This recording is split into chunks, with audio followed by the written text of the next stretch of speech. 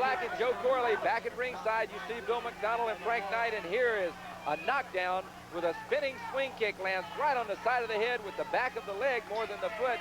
Knocked Frank Knight down in round 1. Narvaez in red, Knight in blue. Another right-left combination followed by a right kick by Narvaez. That's what I was saying at the opening, that Knight would want to guard against it, charging into that power. He's down again. He's staggered. This is the 3rd time in 2 rounds that he's been down. He gets the mandatory 8 count. Ray Martin determines whether he can continue and starts the fight. Remember, this is round 2. We're scheduled for 8, but it doesn't look as though Frank Knight is going to make it 8 rounds.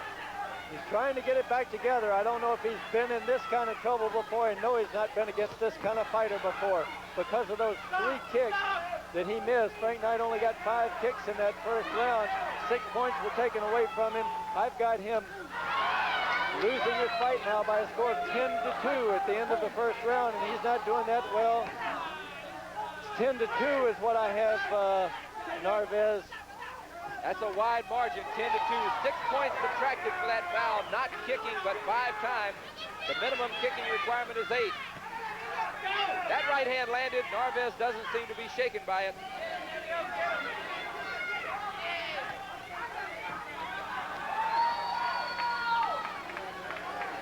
Another sweep, not a knockdown. Narvaez looking very, very dangerous. We're in round 2, scheduled for 8 for the middleweight East Coast Championship. That spinning back kick landed. Right, I couldn't tell which part of the face, perhaps on his cheekbone. 15 seconds left in the round. This is round 2.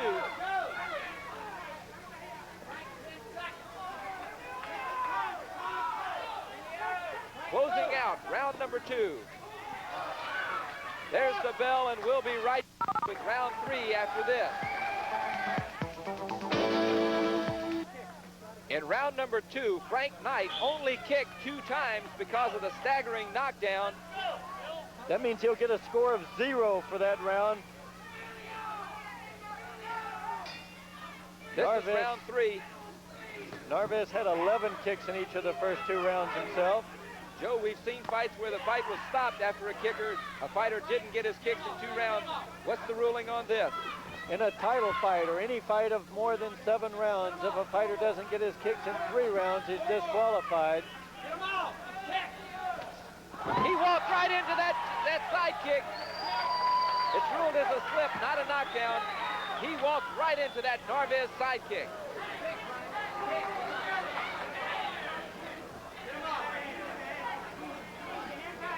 Knight, I think, has been real hesitant about kicking because every time he picked his leg up, Narvaez would nail him with a right hand. There's a double slip, both fighters forcing each other to the canvas. One more. Okay, go. Go. Hand. Hand. One more. Left hand by Knight, landed. One more. One more. Knight picked up his leg to kick, and Narvaez almost put his lights out. Knight now unleashing phenomenal power on Emilio Narvaez. Narvaez undaunted by it.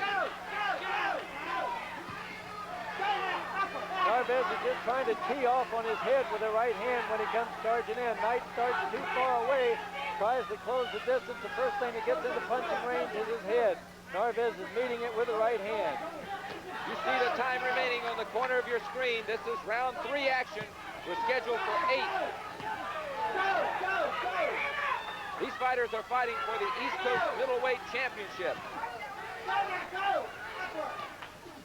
Bill McDonald yelling to Knight from the corner to go.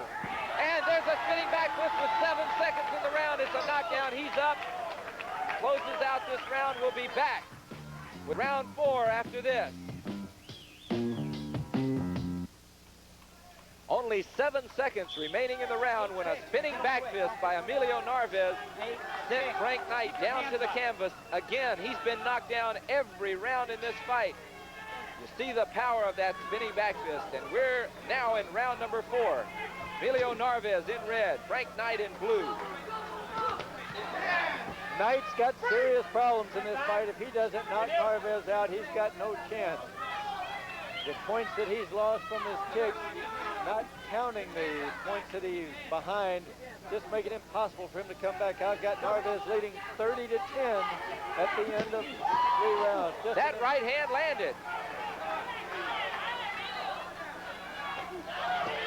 And that left hand put him down again. All 4 rounds of this fight, Knight has spent some time on his backside. You see the blood coming from the mouth of Frank Knight. Referee says he can fight.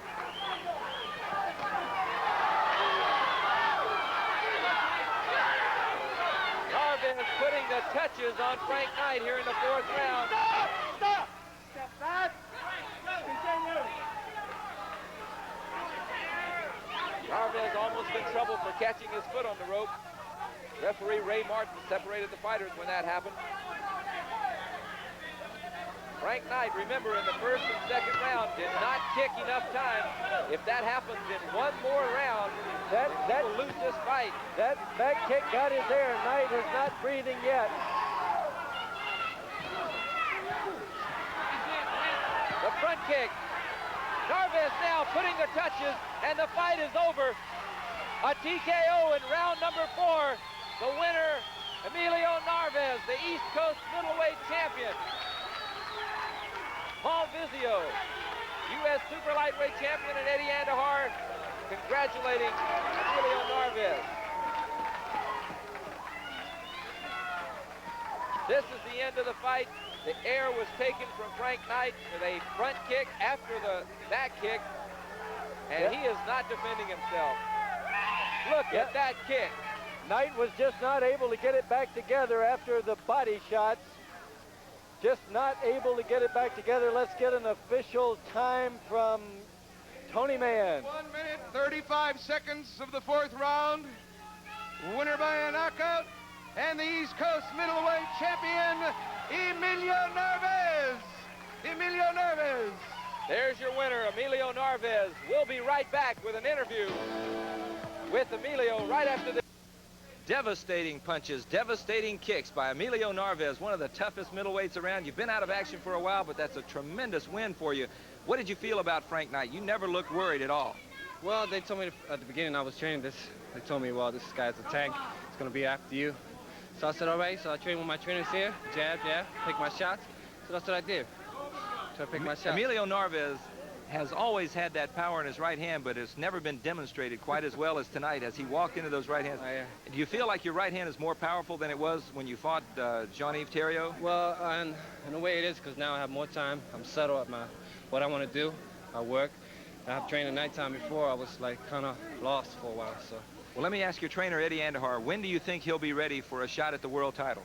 Well, we're going to go for the U.S. title first, and then within 6 months we're looking at the world title. We want to go for the U.S. title first, stay there for a while, because Emilio this is his first fight since a year ago. So we want to get the U.S. title first, wait about 6 months, and then go for the world title. So in about 6 months, I think. So you think he'll be in there with Rodney Batiste before he gets in there with Jean-Yves Theriault? Definitely. Do you know how soon? Well, we want to book the fight as soon as possible. The very next fight, I want to book Emilio to fight Rodney.